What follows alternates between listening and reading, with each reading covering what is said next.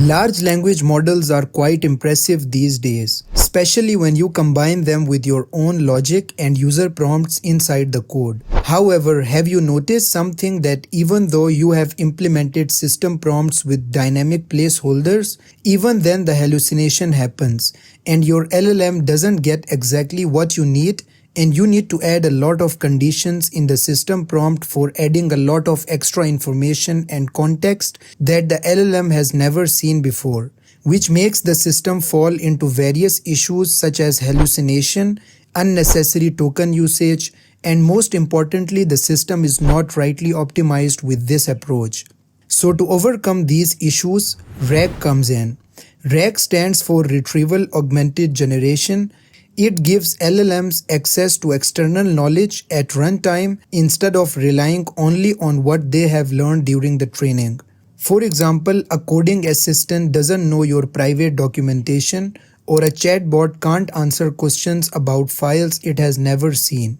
Even ChatGPT or Claude that you are using in your applications as LLMs, they themselves don't know about your private data. LLMs are trained on massive datasets, but they have some limitations. They do not know your private data, their knowledge becomes outdated, they hallucinate when information is missing, retraining models is expensive and slow. So with RAG, you can design purely specific AI applications with extremely rich context and extremely tailored responses.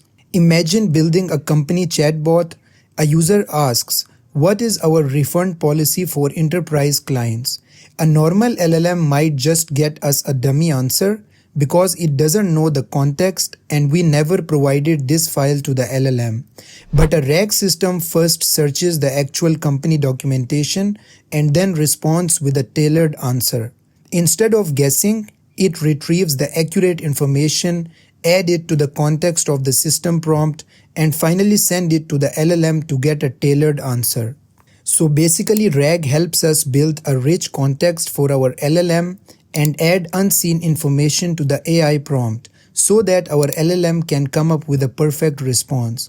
Now that you get the theory somehow, let's go a little deeper and understand how RAG actually works. To explain this, let's consider an example of some unseen private documents that we want to feed to our LLM context. The basic flow works like this. First of all, you store all your documents in chunks format in a vector database. Each chunk will have its own embeddings as well, or you can also do it with plain text, which is even more easier than documents. Now, if a user asks a question regarding these private documents, so first of all, the user prompt will be converted into embedding.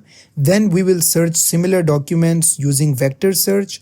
Finally, it will retrieve relevant context and send the context to LLM, which will then generate the final response.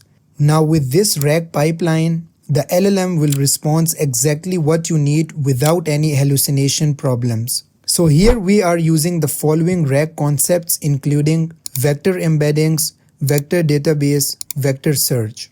And these are what that makes up the RAG pipeline.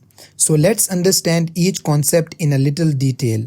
The vector embeddings sound complicated, but the idea is simple. An embedding is just a numerical representation of text. We can create embeddings using certain algorithms. Here is the simple example of embeddings created using an OpenAI model. Now once you create embeddings, you need somewhere to store them. That is the job of a vector database. A vector database stores embeddings and helps find similar ones quickly. The popular options include Pinecone, Weaviate, Chroma, and Qdrant. Instead of searching by exact keywords, vector databases search by semantic meaning. So now comes the important part. We do a vector search against our prompt. So here we basically use the similarity search algorithms.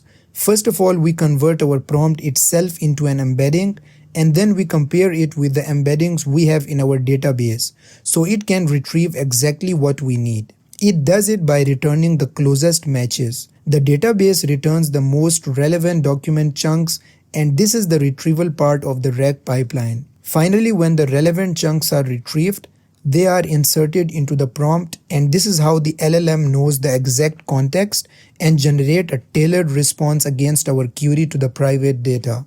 Let's consider another real-world example of RAG usage. For example, we have a massive list of private data about companies in city, and we want to get an exact company based on vector search. Here RAG actually shines. So we will take the following steps to achieve this. First of all, we will make each company record as a structured object. Then we will use the description as embedded text to identify a company and use vector search later. So we will first embed and then store all the 10,000 companies in a vector database. Now we have set up our vector DB. Next, for the search query and to convert it into a vector search, we can generate the embeddings against search query. And we can use the cosine similarity algorithm to compare the search query with the description vectors that are already stored in the DB using vector search. And with this, you can get the exact companies that best matches. And now that you have the companies, you can either show these companies and their insights in your UI or use LLM to do other nice things. Now I hope you get the RAG concept. And here what I recommend is that do practice RAG with simple practical projects like this. Create a backend, get familiar with a vector DB, and this is the best way to learn anything new. So to conclude, RAG is so powerful, you can create a very rich context for your AI, and this is how actually most of the AI agents today are built. And that's it for this video. I hope you find this video helpful. For more tutorials like this in AI and web development, please subscribe my YouTube channel and do support me on Patreon. Also, if you want to learn AI agents and how they work, feel free to check out this video.